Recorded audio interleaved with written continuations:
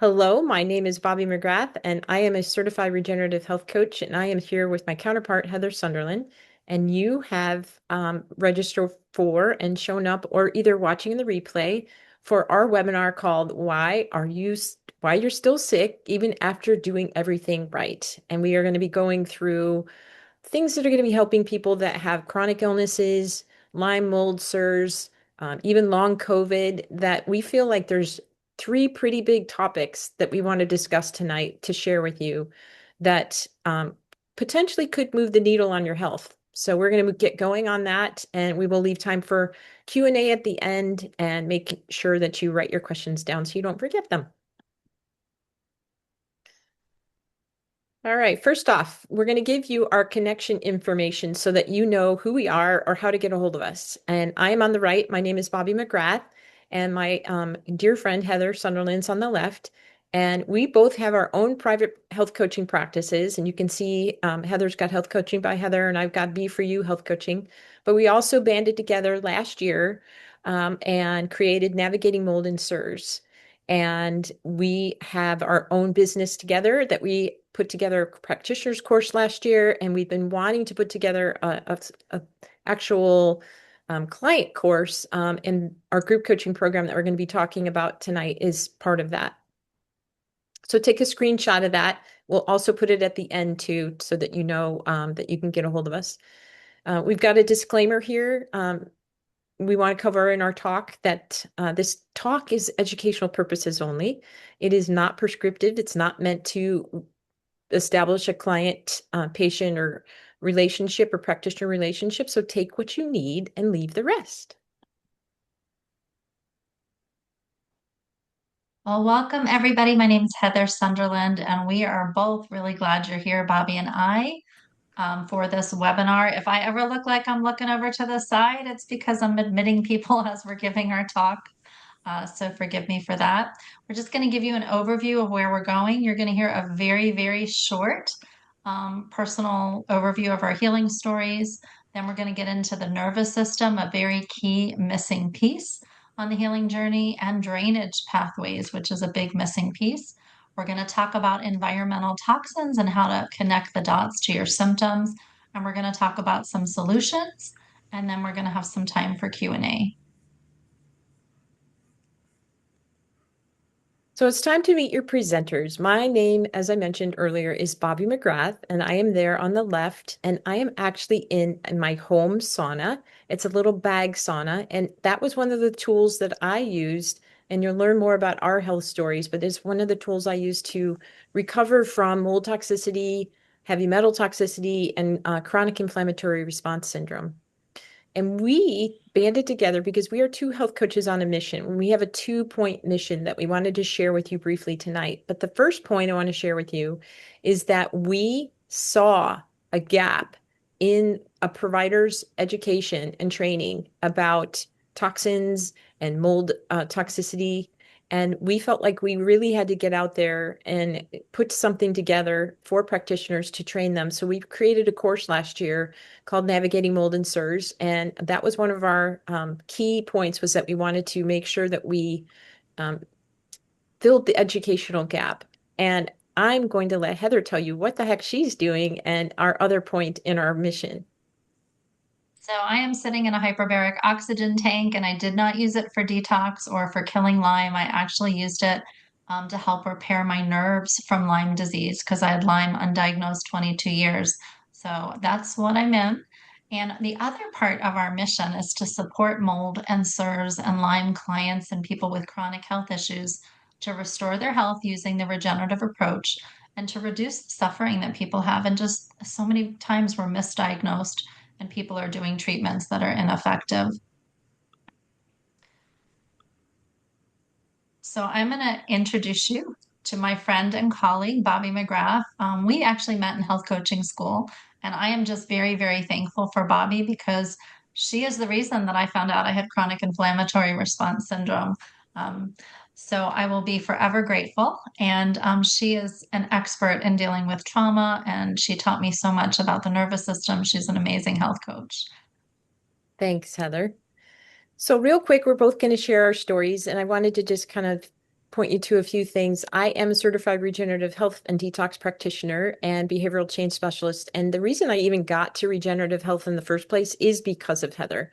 Heather is one of those people that once we discussed mold and SIRS, and I said, I think you really need to go down that path. She came back around and told me, hey, there's this community, it's regenerative health. I think you should check it out. And I ended up going to school and getting my certification in that. So I actually need to have thank Heather for that because I don't think I would have stumbled into that area if I didn't meet her.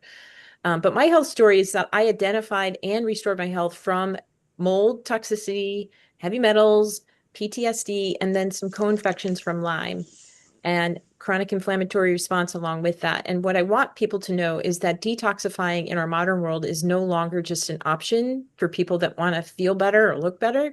It is part of the healthcare plan that you need to have in place. And my ultimate goal is to be able to bring awareness and education to providers so that they are aware of it, at least have it on their radar that toxins and mold can be a part of chronic illness and that there is hope that you can regenerate yourself from an environmental toxin and that it is possible to do that.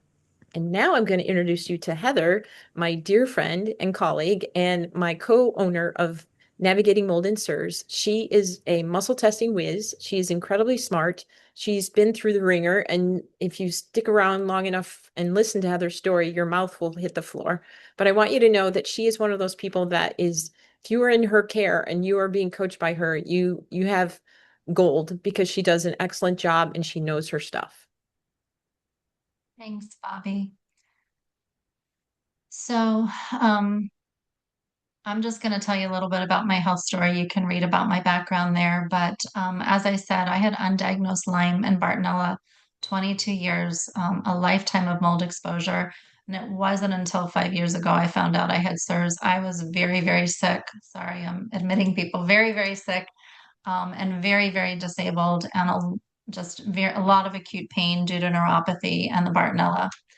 I don't have mold, Lyme, or SIRS anymore. It was quite the journey. And I really want to give people hope that no matter how long you've been sick, that if you have a desire and a will, you can get well. It's not always, comfortable, the process of healing. And often if you're not getting well, there are these missing pieces to the puzzle, that we're going to go over some of those missing pieces tonight. So there's a lot more both of us could tell you about our story, but there's really not time. So just want to tell you where we're going. We're going to talk about the nervous system and some important features of the nervous system. There are four states of the nervous system that we're going to go over. And then we're going to talk about why the parasympathetic state is so important, because that's when we're in the rest and digest state where healing can truly happen. Well, first, we're going to talk a little bit about the key function features of the nervous system. And it's really important for you to understand that the nervous system enables the body to respond to internal and external stimuli. So we all know that we react to all the things around us outside, but a lot of times people don't spend much time at all thinking about how they're internally reacting to their world and the events, their internal stimuli. And the nervous system is designed to maintain balance, and it's going to be performing complex behaviors and cognitive functions. And it's designed to keep us alive. That's what it's put in place for and help us survive. That's the whole purpose of it. And it has certain mechanisms to be able to survive. And we're very thankful that it goes into survival mode when we need to. But unfortunately, the nervous system can get greatly damaged by insults from our daily life, things that we do on purpose, and maybe we don't even realize that we're getting exposed to, past events and traumas and stress, and the environment. And what happens is, this is a new word for some of you, it's called dysregulation. Your nervous system becomes dysregulated when it is damaged and insulted by those things. So let's talk a little bit about what dysregulated nervous system actually means. It's when the body stays in a protective mode, even when the danger has passed. And that's a pretty key point right there, is that the body, even though you're out of danger, whatever that danger may have been, your body doesn't know that you're out of danger and it stays in that mode. And those big blocks there, you can see this is what happens when you stay dysregulated. detoxification typically slows down. And for some people like Heather and I, it kind of screeched to a halt. And we detox every day. There's not one day in your life that you're not detoxifying. But when you are in hypersensitive, sympathetic driven mode, detox gets much harder. Your inflammatory processes rise. So that's not just your arms and legs and joints, but your brain. Your hormonal imbalances happen. That's when people, struggle with their mood, or maybe they have acne or things like that. Um, Digestion will struggle, and then the immune system will stay on high alert when your nervous system is dysregulated. So it's always surveilling and always looking around for danger. So, what causes the nervous system to get dysregulated? So, there are a lot of things that can impact the nervous system negatively. And often, when we see individuals, it's not just one thing that's causing the dysregulation, but trauma, current or past trauma, can be a huge negative impact on the nervous system. Chronic stress, environmental toxins, which can be mold, but it can also be other environmental toxins like chemicals, pesticides. And we're going to talk a little bit more later about environmental toxins. Pathogens, that can be parasites, viruses, bacteria. I was sick this summer with Giardia. That actually negatively impacted my nervous system. So, different pathogens can have a real negative impact on how the nervous system functions. And then the choices we make in our lifestyle, movement, food choices can all dysregulate the nervous system. So we want you to know that the nervous system, the autonomic nervous system, we're looking at two aspects of it. The sympathetic, which is where we don't want to spend most of our time. The sympathetic, when we're in sympathetic mode, that's when we're in fight or flight. That's when if something's chasing us, an animal's chasing us, we go into fight or flight. That causes certain processes in the body to shut down so that you can flee. You end up in survival mode. If we're in chronic stress, we're chronically, if we have something like active Lyme mold exposure, that can put us into this sympathetic mode and negatively impact the nervous system.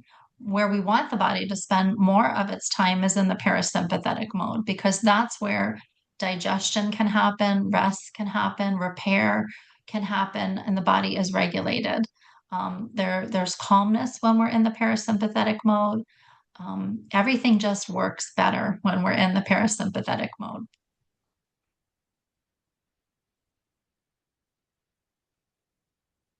So there's four different states of the nervous system, and we've talked a little bit, Heather's talked a little bit about the parasympathetic um, nervous system state. And as you can see by this person sleeping in the bed, that's when we are relaxed and calm and curious and regulated and motivated. That's where most people find that they really enjoy life. The sympathetic is necessary for us to giddy up and go and to fight or flight. It's when we're more activated. It's when we're stressed, but we're moving along, sensing danger and decision time or action. There are a lot of people who are addicted to being in this mode. They have to get to that mode before they actually find that they're actually doing anything for the day. And unfortunately, that is not where we want to be. When you spend a lot of time in sympathetic and you're burning the candle, you're grinding it, you're pushing through and you're using up all your minerals, you eventually can end up in overwhelm where you're confused, your mind's racing, you struggle with sleeping issues, concentration, fearfulness, and forgetfulness are definitely something I know. When I was the sickest with mold toxicity, I was fearful all the time. That eventually can lead you to a place called freeze.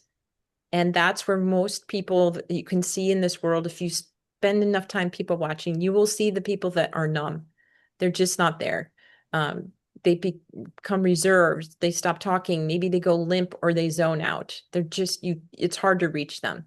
So those are the four states that typically you're going to see in someone. And we want to spend our time in the parasympathetic mode because that's where the system is responsible for the body's rest and digest, like Heather said.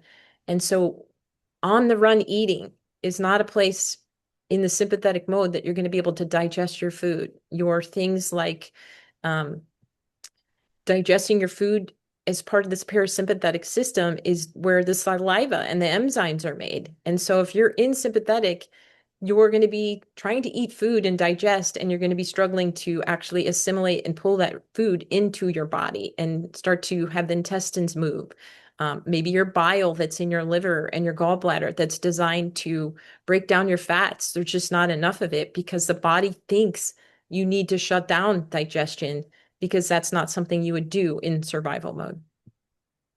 Elimination is another piece to the parasympathetic nervous system, which is very involved with helping you remove the waste. So if you say, I have had clients say, I've been chronically constipated since I was a little kid.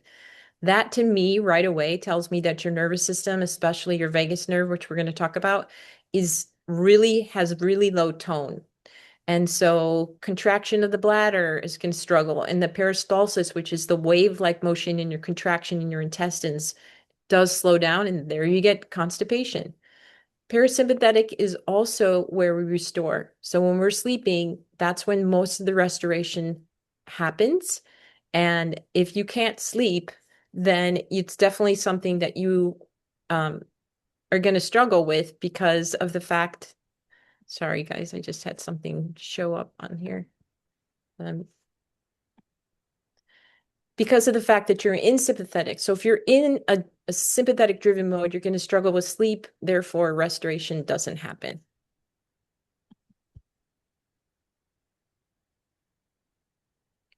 So all of the clients that we see, especially Lyme, mold, SIRS, chronic illness, struggle with this vagus nerve tone. Now, the vagus nerve starts at the base of the skull. The brain runs all the way down the body, innervates most most of our organs. And Bobby sort of hit on it. Like when people are constipated, often, or they have motility issues, that's vagus nerve tone that's struggling.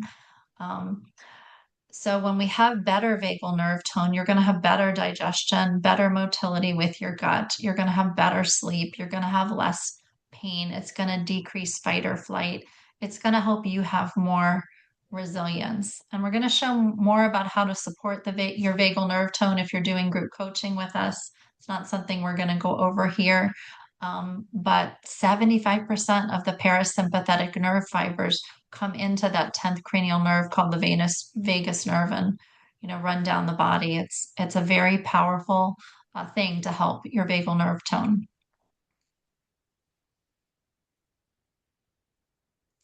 So we want to talk about, we're not going to talk about all of these signs of nervous system dysregulation, but we're going to talk about a few of the ones that we had. And I think a lot of us, and even all the clients we deal with, overwhelm is a really good word for those of us who are nervous system dysregulated. When I was diagnosed with SIRS, I was very overwhelmed, and every decision just felt very difficult because of that nervous system dysregulation. I also had a lot of pain. I think those were my two biggies. But Bobbi, what about you? I would say connective tissue pain it just would not go away, especially after exercise. And I just knew because it was global pain, it didn't make sense to me.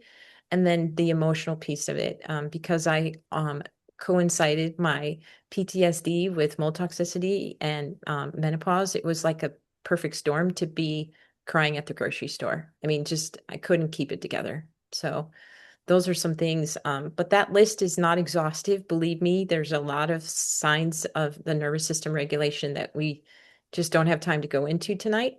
But one of the things we did want to make sure that you understood is if you are a person who is either taking care of someone that's chronically ill, or maybe you yourself think you maybe have some chronic type illness, there are patterns that people fall into that clearly now that Heather and I been around the block on this kind of stuff, you kind of start to notice it.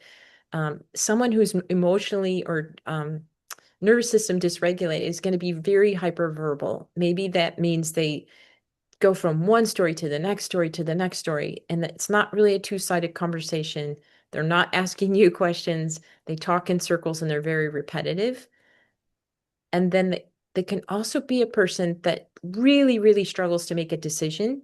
almost like they're frozen, like they're so afraid to make the wrong decision that they don't make a decision, or they have a really low capacity for stress and they shut down really easy. So maybe something that comes along that to you doesn't seem like a big deal, but to them, it just threw them under the bus. They couldn't get out of bed. They had to cancel plans, things like that. And then lastly, when people are breaking boundaries, not respecting your boundaries, that's huge. Or they have this constant, I can't tell you how many clients have said to me, can I really get well? Just that constant need for reassurance. And I want to just mention too, on the trouble making a decision, we see this a lot with clients who jump around from practitioner to practitioner to practitioner, and they really don't give any approach time. That's really classic nervous system dysregulation. So, in summary, on this nervous system, we hope that we have made our point pretty boldly tonight and banged it home here that the nervous system has to be a priority. It's one of the biggest areas I would have to say personally, and I believe Heather is going to agree with me that if you are not addressing the nervous system with your own health, with the chronic issues you have, it is going to be like a leaky bucket, right? Because a dysregulated nervous system is going to leave the body in survival mode. You're going to be in survival mode instead of healing mode. As we mentioned, the detox pathways slow down. Your immune system becomes confused and overwhelmed because it's trying to regulate itself, but the nervous system is giving messages that are sometimes incorrect or just overwhelming. The gut typically stops working properly when the nervous system is not working. So if you're a person that's constipated, if you're a person that vacillates between diarrhea and constipation, because the signals go, go, go, and then all of a sudden the signal is like, no, no, no, don't go, don't go. And then the body becomes hypersensitive. So it's always surveilling and looking. So the nervous system is the critical piece to the puzzle, and it's kind of like not putting gas in your car. You eventually will not be able to move forward. And I want to make really quick the little puzzle piece over there, the past traumas, that I cannot tell you is part of SIRS for sure, and part of chronic illness because past traumas live inside of our nervous system, in our fascia. And when you work on that piece of it and you're able to clear the traumas and work through them and to find a place for the nervous system to be able to store them without triggering you, that's when the deeper detox and all of the work that you're doing can pay off. So now we're going to move on to a different topic on drainage pathways, and we want to get clear on the importance of what opening a drainage pathway is. Think of a tub that's got a plug in it, and you're trying to clean the tub, but you didn't pull the plug. And then we're also going to talk about signs your drainage pathways are struggling, because somebody might say, "Well, I don't know. Are my drainage pathways open? How would I know?" I'm going to suggest that you guys may want to consider as we show you these pathways, if they resonate with you, take a screenshot of the pathway. So we want to make sure that we're not skipping the basics. I see this, we both see this happen all the time. People start detoxing, they start killing, they do a parasite cleanse, heavy metal detox, and drainage isn't always open first. And that leads to a host of symptoms. Um, Detox is not the act of a toxin leaving the body. That's actually drainage. The toxins leaving is drainage. Detox is the act of pulling the toxin into the space where the lymph can carry it and grab it out and pass it on so it can leave the body. So when your drainage pathways are struggling, those toxins have no place to go. And so often, like this picture with someone with a skin rash, when somebody has a skin rash, that is a sign that their drainage pathways are struggling. People will talk about, sorry, a Herxheimer reaction. That's not really normal. It's normal to have symptoms on a healing journey. But if pathways are supported, those symptoms are lessened. So it's really, really important to open drainage pathways first. Give that get that flow going over those drainage pathways so the toxins are able to leave through these exit routes that we're going to talk about in a minute. I can tell you on my journey with chronic Lyme, when they started to kill Lyme, nobody talked about nervous system and nobody did drainage pathways. And when I was diagnosed with SIRS, my wonderful, wonderful doctor, after me being sick 28 years, they did nothing with drainage, which, I felt miserable when we started to detox. So we want to give you a picture of this toxic bucket in the body. We want you to know there are lots of different toxins that we're all exposed to, and we wanted to have a visual. So these pathogens and toxins fill up our bucket: parasites, bacteria, viruses, candida, the foods we eat, the prescription medicines, the over-the-counter medicines, pesticides, heavy metals, stress. All of these things fill up our bucket. And when that bucket starts to get filled, that leads to symptoms. And that can lead to a diagnosis of an illness. It can lead to chronic inflammation, allergies, a suppressed immune system, chronic disease. Our goal is not to remove the symptoms, which is really what I think traditional medicine tries to do, is give you a medicine to decrease your symptoms. We want to address the root, which is really we want to empty the bucket, which happens over time. And we need a spout on that bucket, which the drainage pathways are, so that things can flow out of the body. But we need to address the whole picture to get well. So you might be sitting here thinking, well, how would I know what is what? So we're going to go through some organs so that you can get a better idea. So one of the things that signs that your bowels may need support are if you are not having bowel movements, if you're not going to the bathroom every day, and if you're even just going once a day, that can be just a slow system.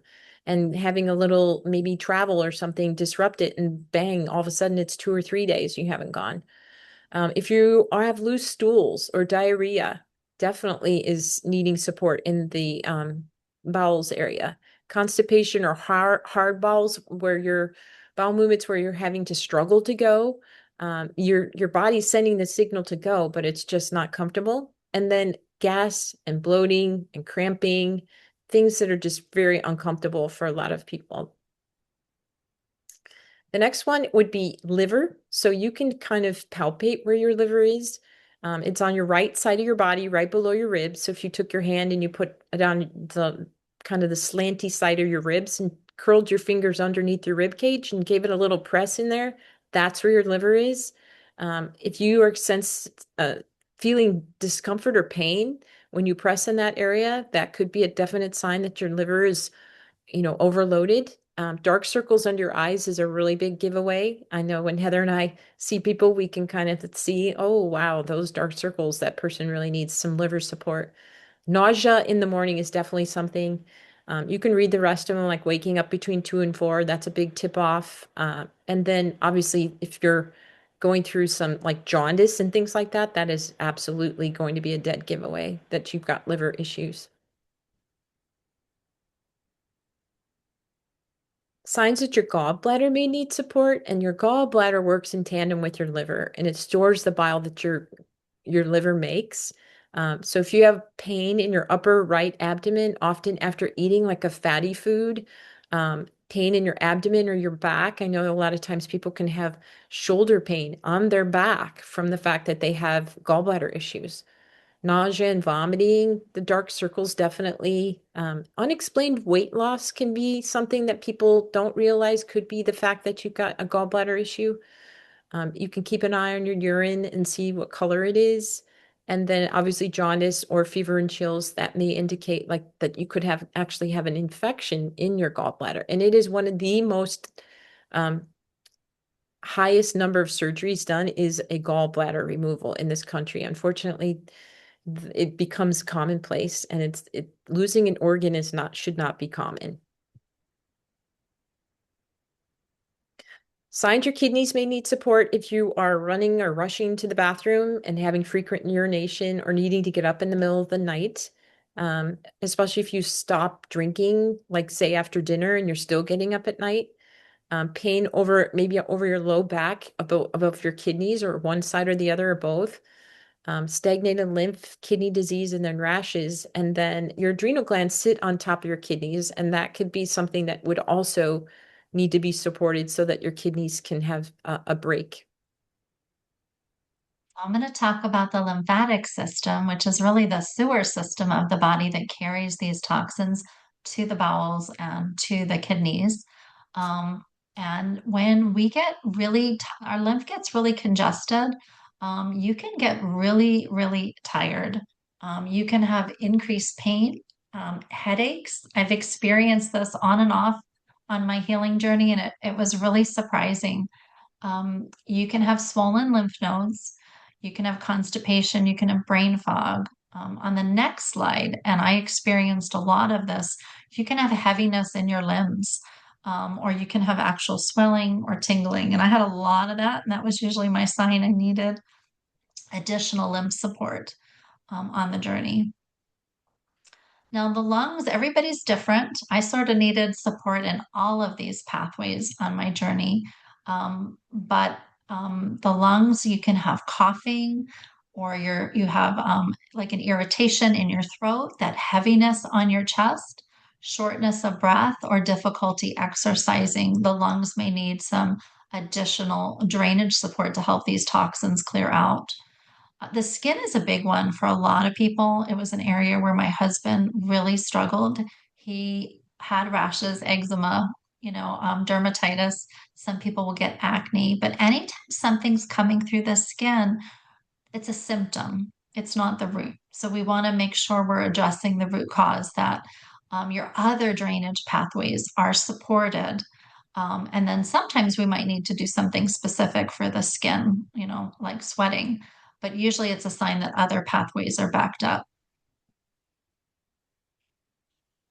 So, in summary, if you experience some of these symptoms, it's a sign often that your drainage pathways need support. Sort of curious in the chat. Anybody want to put a one in the chat if you have some symptoms in some of those drainage pathways that we're talking about? There are specific activities and supports that can help your body open up these drainage pathways so that toxins don't recirculate. Because that, if those pathways aren't open, the toxins aren't leaving. They're just moving from one area of the body to another. And that's why it's really important to work with an experienced practitioner like Bobbi or I, or your physician who knows about the drainage pathways and can make sure that they are properly supported. So now we're moving on to our third topic, which is why do you have to consider the environment that you're in, where you live, where you work? And we want to get clear on where and what toxins we are exposed to in our world, the specific facts that we're going to share about mold and how it impacts us. And then we're also going to share some signs and symptoms you may be experiencing from having a high toxin load, which a lot of times people just really don't know much about until somebody brings it to their attention. So where are we getting exposed? Some of these you can guess. I think there's probably one on here you probably didn't guess, but our air, that's pretty clear that our air is definitely impacting us. But a lot of people wouldn't think about their indoor air. We spend about 80 on average 80% of our time indoors. And so if that air is not fresh air, cleaned air, opening doors and windows, especially if you are in a water damaged building and there's mycotoxins, which are what mold puts out to damage us, you're going to struggle in that indoor environment with that air. Our water quality, we can no longer really truly drink our tap water and get away with it. There's just way too much going off into our water that's not getting filtered out by the municipalities. So our water is definitely a source, especially when we're drinking and bathing and using it for cooking. Our food sources definitely have toxins from the sprays and the chemicals that are being put on them. Um, the relationship and self-talk, you definitely can have toxic relationship with yourself, your self-talk being negative. So that might be one that was surprising to you. Our body care and our home care products, it's 26 seconds for things you put on your skin to enter your bloodstream. So if it's not something you really can eat um, and put in your mouth, and it can cause problems in your body. Home products, things that like off gas, like carpets and new cars and Teflon pans. And then definitely cleaning products is a major source of exposure, along with outdoor chemical things that are sprayed on our parks and swimming pools and things that are just up in the air, put in the air that we don't even realize above our heads, up in the sky. So I want to ask you a question. I want you to think for a second. What percentage of illnesses do you think have an environmental component, which would be one of those things that I just mentioned in the previous slide? That though one of those things or multiple of those things is impacting your illness. And what we found when we did our research was that 95% of all illnesses have an environmental component, which is kind of overwhelming that the environment is impacting us that much. And of that, 50% of those are contributed or attributed to our poor indoor air quality, in which mold contaminated buildings is a major contributor. So I'm going to talk about some facts about mold. Mold exposure often occurs with us out without seeing it. This is a picture that you can tell it's mold, but a lot of times we're living in a house that it's hidden in a wall, under a cabinet, like it's not seen. And sometimes there's not even an odor. And that was the case in my life. I was exposed ever since I was 3, never saw it, never smelled it. It was hidden. So this is very common. 50% of the homes, and I think that's probably an underestimate based on the date, have a history of water damage. It's also estimated that 4.6 million Americans have asthma due to mold. That was me. And I was able to totally reverse my asthma, which I didn't know was even possible. 93% of chronic sinus infections are due to mold exposure. That was also me. That's a pretty big high number. So if you have asthma or chronic sinus infection, you want to be ruling out water damage in your home or ruling out that it's in your body from previous exposures. And then mycotoxins are the chemical that mold produces, or one of the chemicals that mold produces that cannot be seen and it cannot be killed. Mold is living, it can be killed, but mycotoxins cannot be killed. And that is really the big aspect of mold that makes us sick. So, why is mold toxicity missed? It's missed in the conventional world and in the holistic world. Well, one, mold is just this great masquerader. It can present as so many different illnesses and issues, so many different symptoms. Um, it is commonly overlooked in not just conventional medicine. Of course it's overlooked in conventional medicine, but also in holistic as well. And since it can cause such a wide variety of symptoms, you can have a whole family. Bobbi, my family, Bobbi and her family, we all had different symptoms. So you go in and it's just harder. And then practitioners aren't trained in mold toxicity. They haven't experienced it themselves. So sometimes they don't recognize what you're dealing with. Why do some people get sicker from mold than others? Well, part of that can be genetics. It can also be, you have a different history of mold exposure from different places. Also, underlying health conditions. Like I had Lyme, I was the sickest in my family, even though all of us were, exposed together for a very long time in our home. And then everybody's got a different bucket, of these toxins and pathogens. And then so it can look different. You can really have households of people looking very, very different and they're all sick, but it doesn't look the same. This is one of my favorite slides. I know that sounds a little weird, but I think it's so important for people to know that mold can be the driver of these conditions. So if you've got Lyme disease, oh my gosh, please, please, please rule out mold in your body and mold in your home. Fibromyalgia, chronic fatigue, that's what I was labeled with, almost 30 years ago. Pandas, mold will really aggravate that by inflaming the brain. POTS, often mold is an underlying root, mast cell, histamine issues, multiple chemical sensitivity. Everybody that we've ever worked with that had POTS, mast cell, histamine issues, MCS, all of them were living in mold and didn't know it. So what exactly happens when we have environmental toxins in our body? Well, typically you're going to see neuroinflammation, and that means the nervous system, but it also means our brain. So your brain gets inflamed along with the peripheral nervous system.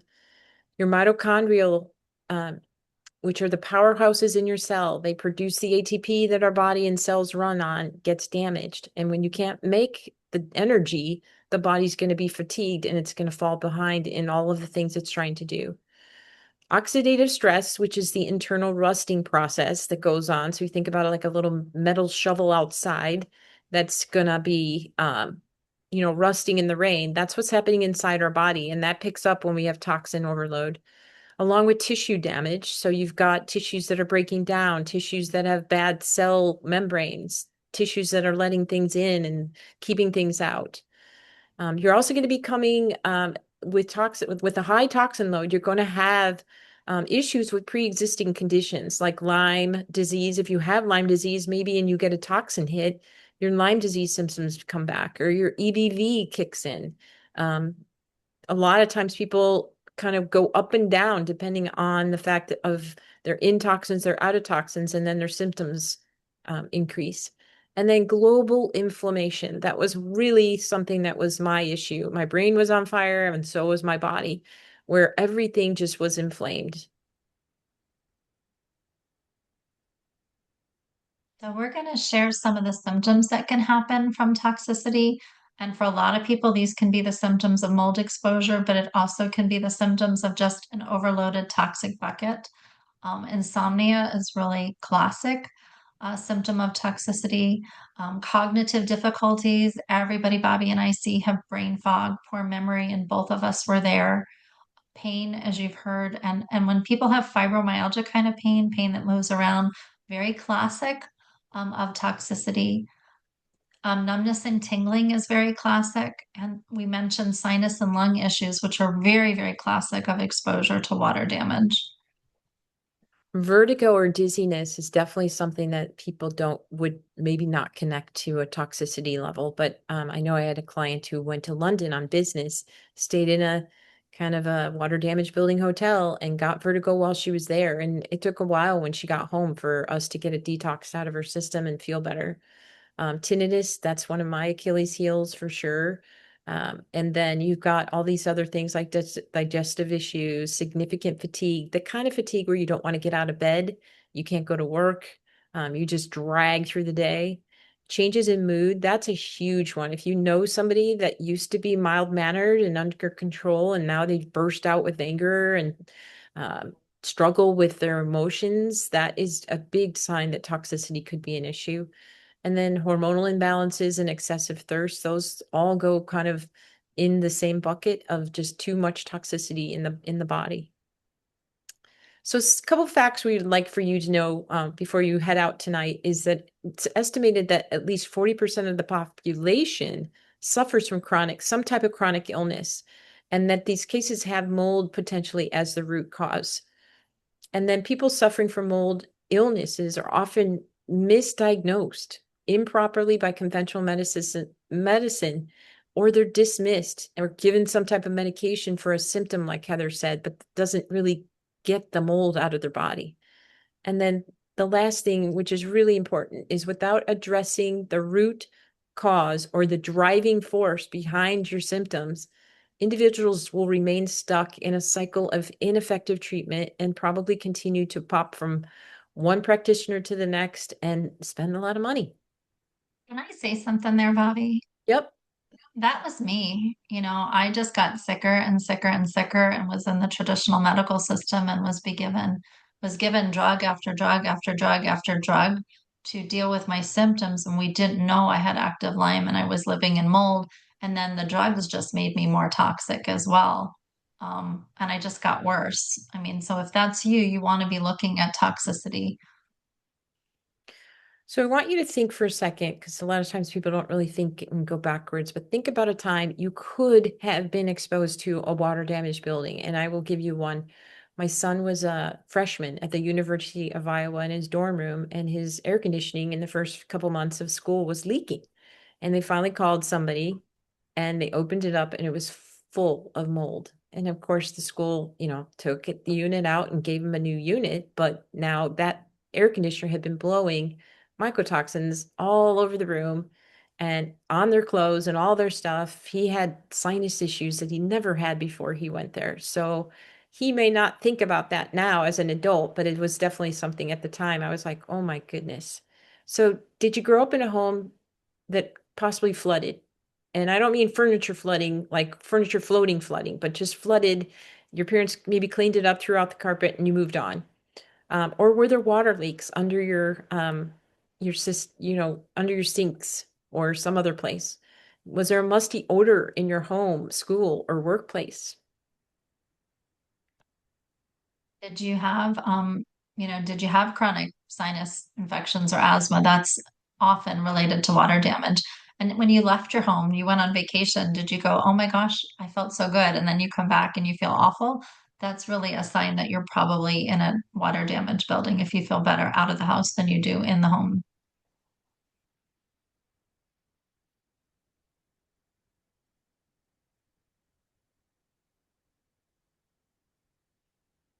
Is, is this one me? Yep. In, sum, in summary, environmental toxins impact multiple systems of the body. And the thing that's hard is, they impact people differently. Bobbi and I had very different symptoms in our journey, and it leads to this wide array of symptoms, making it harder for people to diagnose. Um, you have to consistently detox, and that really requires your body not to be in this dysregulated nervous system state of fight or flight. And those detox pathways have to be open for toxins to be able to leave the body. The more nervous system regulated people are, the more the more that I see, like the needle starts to move in people's health once that nervous system gets better. There is more to healing than just killing and binding toxins. So many times, people with chronic conditions, especially Lyme, mold, SIRS, they're overwhelmed, they're reactive. And it's not because they're doing anything wrong, it's just their bodies are overloaded and they're misunderstood. And so healing really is possible, but you have to support the body gently. You have to do it in the right order, and you can't just focus on killing and binding. Experts estimate that 70 to 90% of complex chronic illnesses um, are missed, and they're due to toxicity.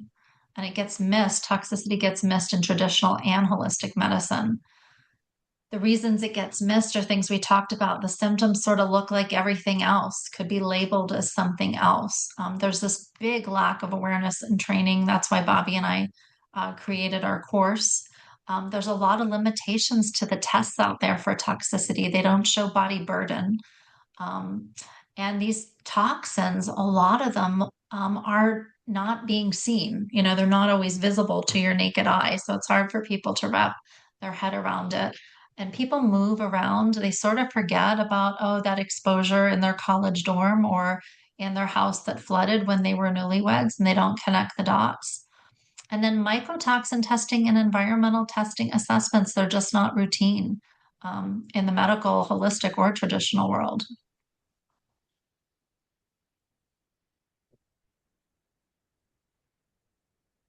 So today's big takeaways, if you're not seeing progress with what you're currently doing, number one, our big takeaway is be sure you're addressing your nervous system. It's so, so important. I can help people bring down their toxic loads, and so can Bobbi. But if the nervous system's dysregulated, my patient and our clients don't feel better, even though they may be less inflamed because the nervous system's so dysregulated. And number two is be sure you're supporting those drainage pathways, that you're not just going in, doing a parasite cleanse or just trying to detox without the body properly being prepared, making sure things are going to actually, exit the body. And then one of the hardest things is just kind of deciding that you need to investigate your home and you need to test it and you need to get professional help because people know, well, I've got to do something once I find this out, can't put the toothpaste back in the tube once you squirt it out. So once you get the results back, you need to follow through and figure it out. And then working with a provider who has experience with toxins, especially connecting the dots to mold, just like us, finding somebody, whether it's us or someone else, you need to work with somebody that knows what they're doing. So right now, you have two ways to move forward. If you're sitting here listening to this webinar and you think, gosh, they have just nailed every single symptom. I'm resonating with everything. Um, you can continue to do what you're doing and potentially stay sick and frustrated with your progress. Or you can join our Reclaiming Health group coaching program, which at the beginning, at the top of the session, I told you that we were going to share with you some solutions. And we want you to understand that this is a great opportunity to stop guessing, to start following a clear and proven framework, and to understand what's actually driving your symptoms, which is probably one of the three things that we have already discussed today, and to learn the root cause approach, even for sensitive bodies, and to feel empowered. That's what we really truly want to do, is make you feel empowered in your healing journey and finally re, finally move from being reactive and confused to actually finding sustainable progress. And that's really truly what Heather and I want at the pace that you can handle. So right now we want to just take a second and share with you an opportunity. But Heather's going to tell you a little bit about the root cause approach. When you don't use a root cause approach, which is sort of where I was for a lot of years, people stay sick. Their pathways aren't assessed and they're not supported properly, and you're much more symptomatic. Cellular nourishment is not addressed, and so the gut stays compromised. There are toxins and pathogens. Instead of just, a lot of people will just focus, say, on Lyme, but not talk about all the other pathogens that are overloaded in the body. Then the body can't thrive if we don't address the whole picture.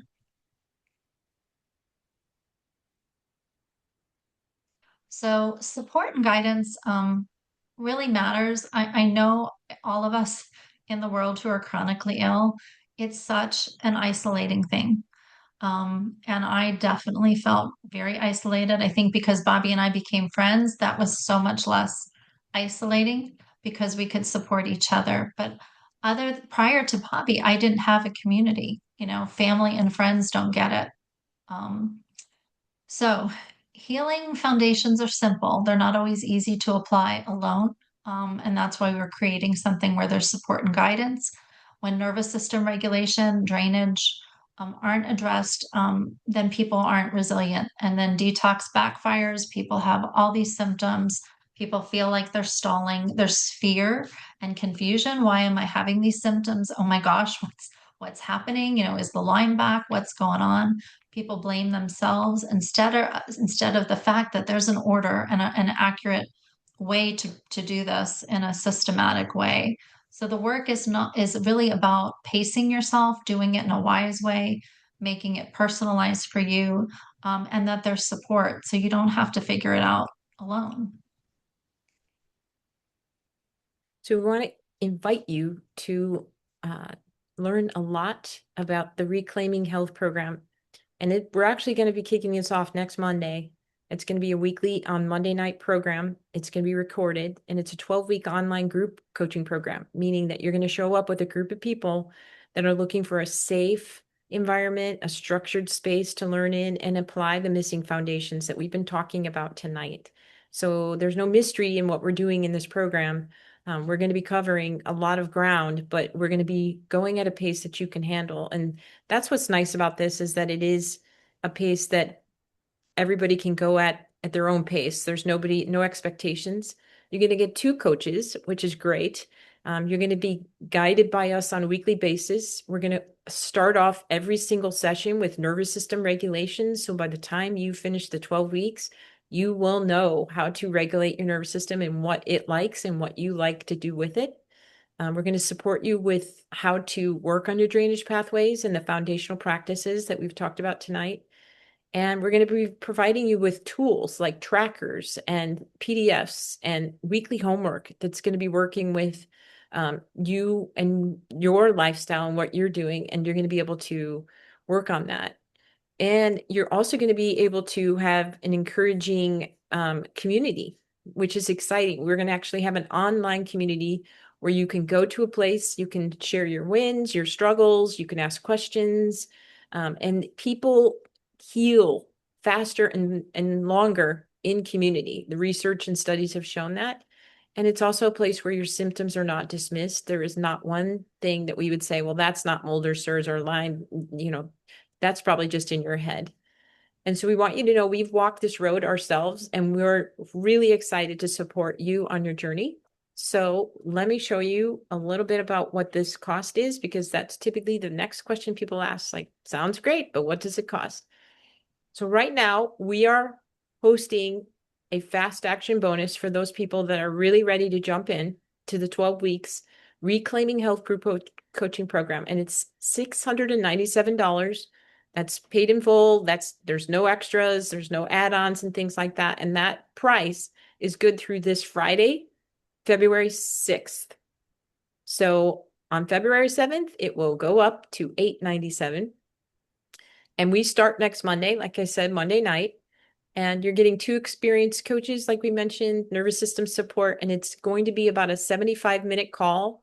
We'll be coaching you or teaching you, educating you for about 45 minutes, and then we'll be spending time working on nervous system regulation or some other things and answering questions. And we're excited because it is a community-based program where shared learning is really important because you can learn from other people, and there'll be handouts and there'll be things that you can have in your library when you're done. And if you were to, I think what's neat about this, if you were, this is going to be about 15 hours of education. If you're not able to make it live, there will be recorded replays that you will be sent, you will have access to. But if you were going to coach with one of us, one-on-one, for, 12 sessions, it would cost you $1,800. And to get two of us and our knowledge, and this is a great way of being in a community, um, feels like a good fit for you. So you're basically, Heather's going to drop so everybody should be able to get to their toolbar and go into the chat where you can leave messages. And Heather's going to drop the link to that group coaching program. So when you click on that link in the chat, that will take you to the page that tells you all about the program, what's in it, what you get, when the dates are, and it will also give you the price where you can check out and pay for your program. But we want you to know you're receiving more guidance, more time with us, more perspectives because there's two of us, and more support at a lower investment. And that's why we're excited to roll this out to you all, because people have been asking us for a group coaching program for a while. We want you to have an idea of what we're going to cover each week. So 12 weeks, week one, we're going to talk about your mindset and how we think about health and healing affects how we heal. We're going to talk week two is really the nervous system. Week three is adrenals and mitochondria. You can't heal if you don't have the energy to heal. And then week four is drainage. We sort of gave you a little overview of what some of that might look like without giving you the tools that you need. Week five is how you can start to decrease your toxin exposure in your home. What things are you comfortable starting to do? Week six is talking about how to eat to heal and how to eat to detox and start to starve pathogens. Seven is talking about our gut and what we can do to support our gut health. Eight is talking about binders. I'm assuming many of you have heard the term binder. Binders bind on to toxins and help us squirt them out. So we're going to give you some education on the different types of binders, when to take them, how to assess what you need. Week nine, we're going to talk about parasites and pathogens. And if people want, we can all sort of parasite cleanse together. And then week 10 is talking about the emotional and spiritual side of healing. Week 11, really important for us to learn boundaries when we're sick, when we're healing, how to have healthy boundaries, how to advocate for ourselves in the long term. And then week 12, integration and moving forward on your journey. So, who is this program for? Anybody who has a chronic condition, they want to address the root cause. If you have Lyme disease, mold toxicity, and SIRS, if you're feeling like the approaches you're using aren't working and they're not addressing your root causes and the symptoms you have, if you want to build a stronger foundation for healing that feels safe, gentle, and sustainable, if you like the idea of being in community, meeting other people who are struggling on the journey, and you want practical strategies to start to restore balance in your body. You're not going to be better in 3 months. I hope all of you know that. But you are going to see major shifts if you start applying what we're doing. And you should see major shifts. You could even in the first few weeks if you're applying these principles.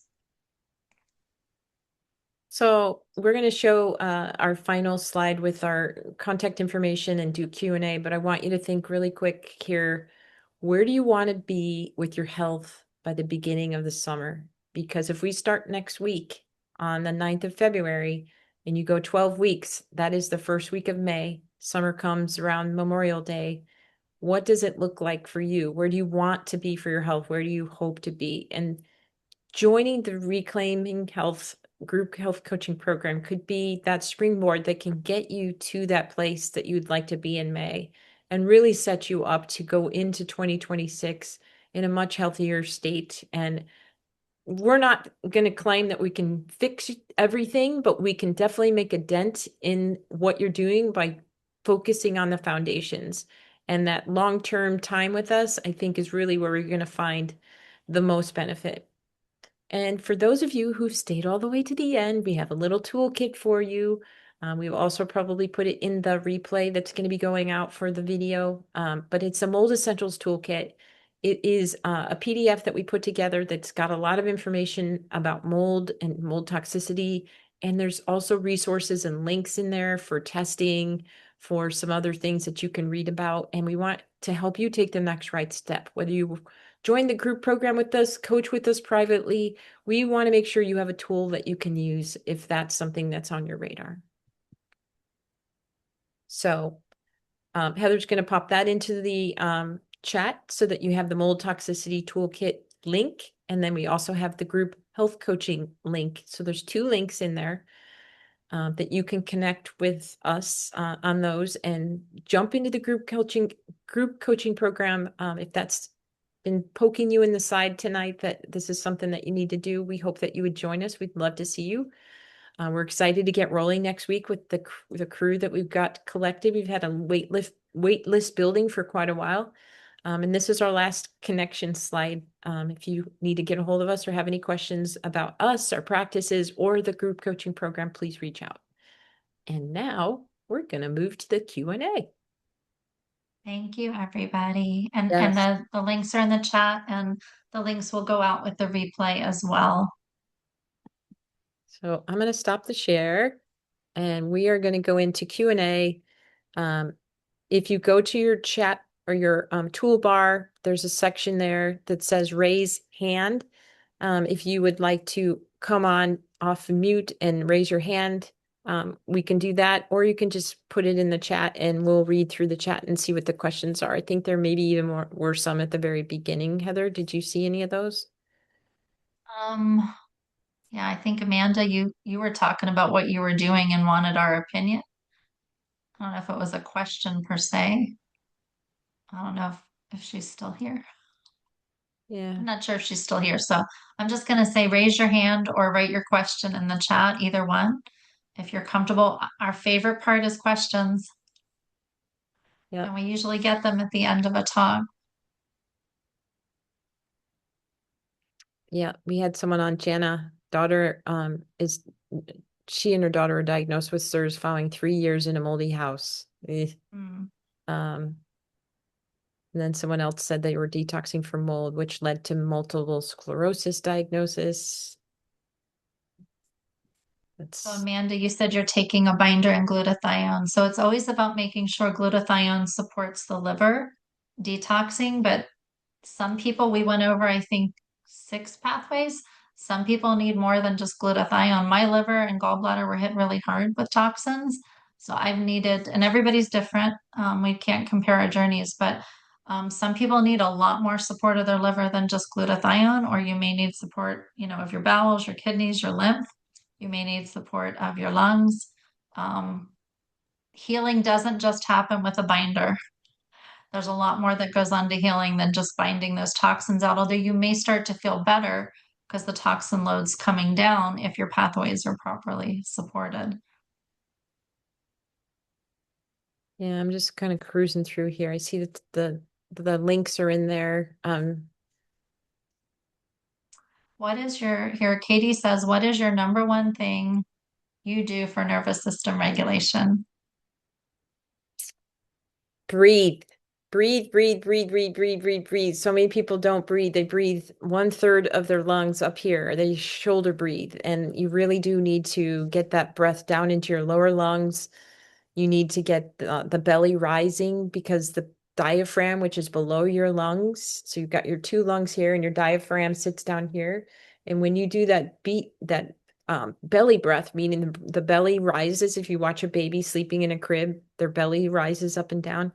When the diaphragm goes down and it compresses the internal cavity of the abdominal area, that's where the vagus nerve goes down from the back cranial nerve. It goes down the sides of your neck, down past the throat, down through the center, and it's called the wandering nerve because it infiltrates and actually connects to almost all of our organs. And I think the only place it really doesn't get down to is the final part of the lower colon. So it's got its branches on all of that. And so when you activate that vagus nerve by deep breathing or just rhythmic breathing or lower belly breathing, it's turning on the vagus nerve. So I always tell people, no matter what you're doing, where you are, you can always breathe because we have to breathe. It's just whether you breathe consciously or not. How Yeah. about you, Heather? Um, I mean, I was an asthmatic, so I was a very shallow breather. So I'm still working whole lifetime of, shallow breathing, working on the belly breathing. But breath work and somatic practices, have been really, really helpful for me. And they're free. Yeah, They're yeah. very, Do very the free free. stuff, please. Yeah, do free stuff. Well, all of us usually need to do things that aren't free as well, but everybody's different. Janice says her daughter lost so much hair. Hope we're on the right track. We're focusing on adrenals. Hair loss is very common with mold and SIRS. At some point I have to post pictures. I wasn't bald, but literally my hair wasn't growing. So it was like super short in the front and everything else was growing. So I had to keep it like really, really short. I just had my hair cut, so it's very short, but now my hair grows, and it grows everywhere, which is really nice. But if you saw pictures of me 5, 6 years ago, my hair was very thin, very, very thin, at the top. Yep. So hair can come back. Yep. And and and so there's different things. So lymphatic congested lymphatic system, especially up in the brain, can kind of slow down circulation to the scalp. So that circulation is bringing nutrition, and when that nutrition is slowed, that's when hair follicles can be like, well, I can't survive anymore on this, and so the hair falls out. So that's one side of it. But the other side of it is when the body is in deep detox, it can be purging. And part of purging is potentially losing that hair. So a lot of times people kind of freak out about hair loss, but there's different reasons why you maybe are shedding. I've probably had 3 major sheds in the last 6 years, and my hairstylist always knows when a shed has happened because I will go back and she's like, "What happened to your hair?" Because I have a lot of hair. So I will not complain about the fact that I have a lot of hair for people who don't. Um, but she can tell. She's like, what just happened?" And I'm like, "Well, I had another shed." So um, but supporting your adrenal glands, definitely. That's nervous system. That an adrenal gland is nervous system, and nervous system is important when you're not in fight or flight. That's when restoration happens, and that's when hair can grow. Yeah, there's a Um, lot of layers. There's a lot of layers to healing. And when we have Lyme mold or SIRS, it's just not realistic to think we're going to heal in a month or two. The longer we've been sick, the longer it takes time to come back to health and restoration. And the older you are, Bobby and I are, I'm older than Bobby by a year or two. I'm going to be 61 this month. And I got sick at 30 and exposed my whole life, but sick and disabled at 30. So, you know, everybody's different, and once you have surge, you got to give yourself 2 years. Doesn't mean you're not going to feel better in the healing process, but for blood work and things to come back to normal, it's going to take at least 2 years. And that's usually a minimum for most people. yep, yep. And Amanda says she's done castor oil packs, lymphatic massages, coffee enemas, and bile pushes. So, Amanda, you are way up there on the ladder rungs of, the things that you're doing. And I think what this group health coaching program would do would be to tell you, let's go back and revisit the foundational things, the free things, the breath work, the daily rituals, the schedules, time outside, all the things that have to be in place in order for all the things that you've already layered in to work properly. So it's not that you are doing those things and that's wrong. It's just we would go back and make sure that you're doing all the other things first. So I applaud you for doing those things, and they can exhaust you. So just go at your own pace. And when you hear that body saying, I really would like to take a break today from this, take a break.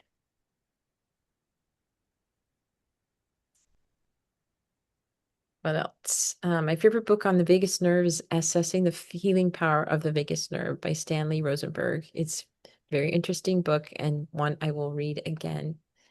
Who said I that? wrote it down. I know I have some books on the vagus nerve. I just don't remember the author. Yep, that sounds like a very good book. I have a huge list of reading that I need to do that I'll have to put that on there. Let's see. Jana said, yes, we have learned. Glad you have made progress. Thank you for your perspective. Loss was worse in mold. In Loss. mold. Oh, the Yeah. And hair that's loss. that's really normal too for Yeah. hair loss. All symptoms to be worse when you're in exposure. And then she says now she's thinking it could be trauma. Trauma is, I will tell you, and Heather knows this, there there's not one person walking the planet that doesn't have some form of trauma. So it's not a red scarlet letter. It's a everybody has it. It's just how did your body respond to the event? Because the trauma is the event, not the event that happened. It's how your body responded to it. And some people didn't have supports when the trauma happened. And so they may come up and trigger them later in life. And that's when you still have to go back and do the work. And it doesn't mean you have to go to talk therapy and relive the trauma. That's not part of it. And I will tell you, one of my mentors, Dr. Amy Apigian, it's spelled Apig, Apgian. IAN. IAN. Yeah. Apigian. I've taken 4 of her classes and she's just amazing. So she is somebody that could really make a big difference in someone's life. She has something called the 21-day journey that I did. And it is just, it teaches you a lot of somatic experiencing, which is just connecting to the body and the organs and how to release stress and trauma. But the thing I'm leading to is she talks a lot about the story, that we don't have to go back and relive or talk about the story. We just need to feel the feelings that we felt, that we stuffed or we didn't um, close the loop on the feelings. Those feelings kind of went off and went on their own and they didn't get stored away in a proper way. So they're still floating around. It's like they didn't find their home. Um, so trauma is something that's in a lot of people and have held a lot of people back. So if you are one of those people that are doing all the things and taking all the things and doing the protocol and following A, B, C, D, 1, 2, 3, and you're like, I'm still whatever. Heather and I are here to tell you it's probably stress and trauma. Yeah. Yeah. And then it's not a place we normally start with clients, and I refer people out for trauma work, or I refer people to Dr. Amy Apigian's program and her YouTube videos, but it is an important piece. And a lot of times clients will tell us, I think I'm ready to work on trauma. That's Yeah. that's what I find. Yeah. Yep. Yep. Yep. And they don't know. I mean, I just talked to somebody today that like got to be tears because she's just like, I didn't know I had all of this like right at the surface. I used to tell people, is the water going up and up and up? Like it's like right here. And it's been here for a very, very, very, very long time. And it's like, wouldn't you like to have it be way down here? Like you don't live in this place where the water is constantly going up over your mouth. Um, so that's just kind of our jam. We like to make sure that people understand that that is a piece to the puzzle, that if it hasn't been addressed, it could be the thing that's truly holding them back. All Any right. last questions? Yeah, I don't, let's see. I don't see, let's, how many people we got here? 13 people? All right. If there's any last questions, we want to respect your time. We want to let you go. We want to make sure that you have any last links. You will get the replay, so you can rewatch it. If you want to send the replay or the email to a friend that you feel like really needs to hear what we said tonight, feel free.